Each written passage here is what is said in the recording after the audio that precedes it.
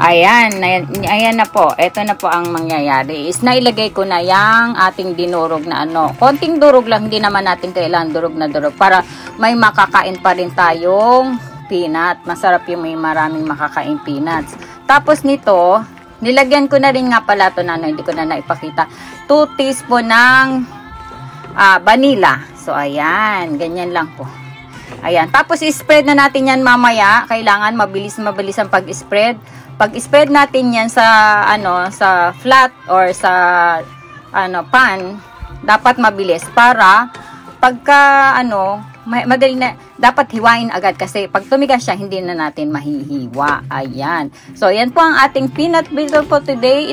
Yan po ang aking ipasasalubong sa aking pamangkin. Ayan, hinihingal na naman tayo.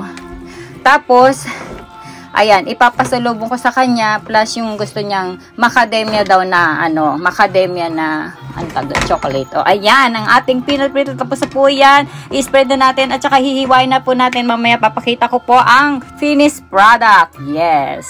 Thank you. God bless.